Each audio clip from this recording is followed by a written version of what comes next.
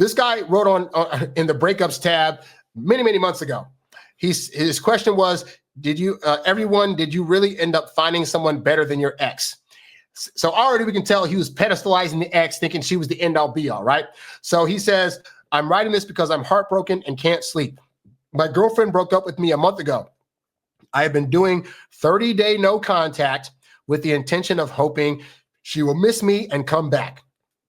However, she removed me on Instagram. Okay, let's pause here.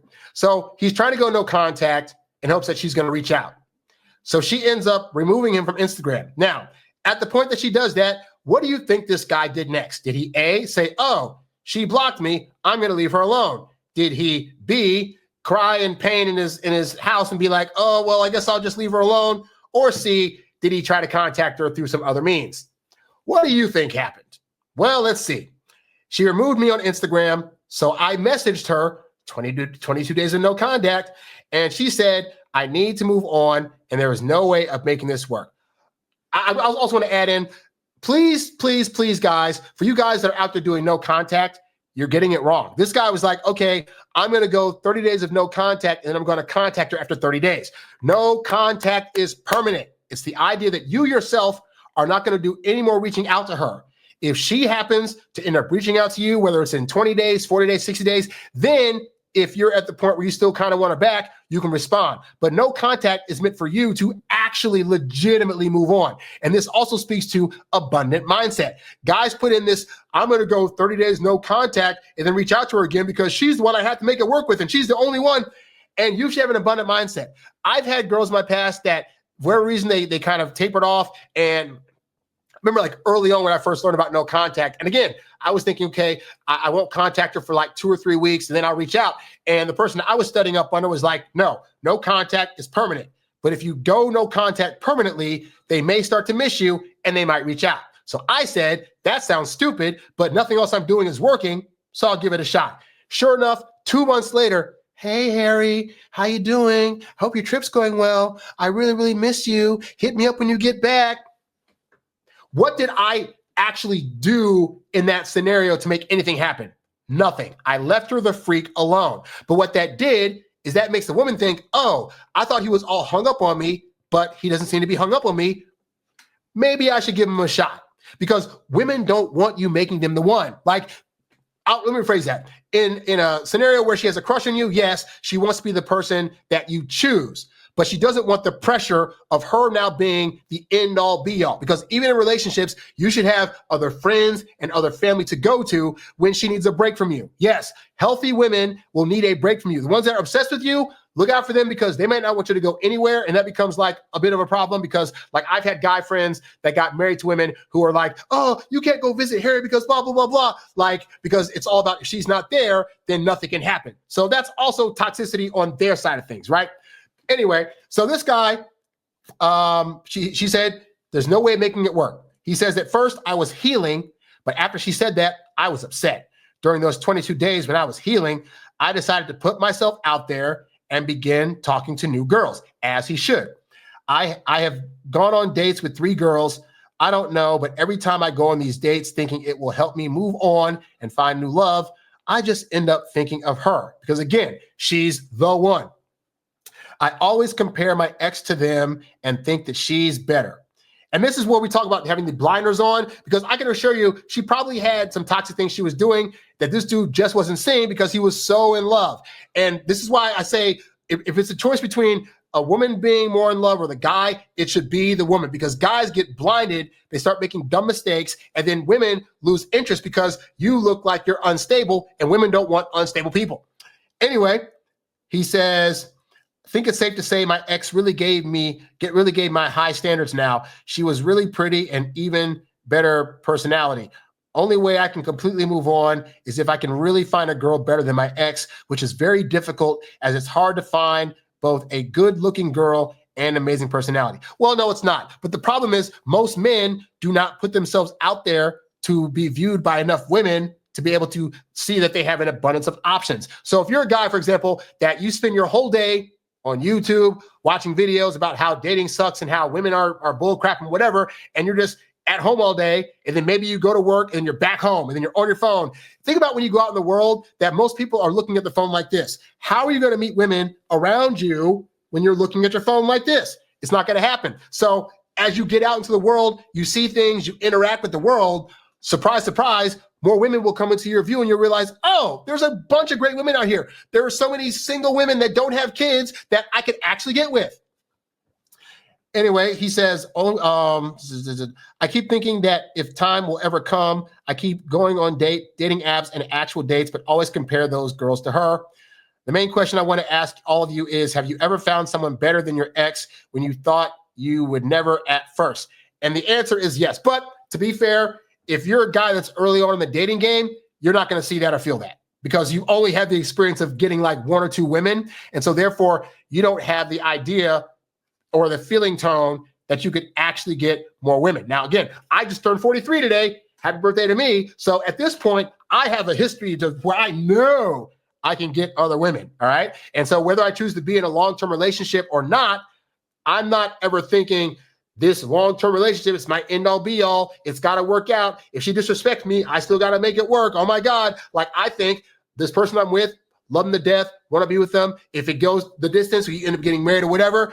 But I also know, and that she knows, that I in part, the respect should be there at all times. Because if it's not, I know other options out there that I can go get, whether they're currently available to me or whether I have to go find them on a dating app or go back out there and do negotiating. It's like the point is that I know and have the feeling tone that can happen. So I don't spend my days worrying or being anxious about making the wrong decision or saying the wrong thing or whatever, because at the end of the day, I know, and the person that I could potentially be with knows, I'm showing up respectfully and doing the best I can. If my efforts for them aren't that great, or if they start disrespecting my efforts, I ain't got to stay. And so that's why I don't ever look at women now as like this one woman's 100% better than this other woman. I look at all women in an equal way, which is that this woman over here is treating me great for now, but this woman over here could also treat me great. So she may stand out, but this one could also potentially stand out. I look at it like that's where I don't put women on a hierarchy or a pedestal anymore. And so I find that as you get rid of the idea of pedestalizing any woman you're with, like women you're dating, you should see them as great, but not the end all be all great, not higher than you, none of that stuff. And women themselves don't want that. Women don't want the pressure of having to be your perfect one. Okay. And men do that too many times and then chase women away. So hopefully that answers that guy's question. But what's interesting is I scrolled in Reddit. You can say, you can sort the comments by whatever. So I said, sort by the newest comment. Somebody wrote, bro, I wandered through the subreddit and saw your topics. Are there any updates on your life? So this guy wrote this message, the message I just read you guys 9 months ago. And then so this other guy commented 2 months ago and the original poster responded. And guess what he said? He said, hey there, just an update. I met a new girl and I can say for sure she's the best girl ever. God, still, okay. At first I was questioning, but as time went by, I'm so grateful to have her. Anything a boyfriend can ask for. Pretty, affectionate, caring, funny, everything. Though we did just get into an argument right now, I'm actually mainly because of lack of communication. We talked it out though, and I hope that she still loves me as much as I love her. So anytime I hear guys say like it's a lack of communication, what that reads as is that there is some form of, because people think it's about talking communication, but it's not. More of the time, it's about interpretation and understanding of communication. So when people have communication disagreements, people think, well, I said the things and then I heard what she said and she heard this and that, but it doesn't matter about what's being said. It matters about interpretation.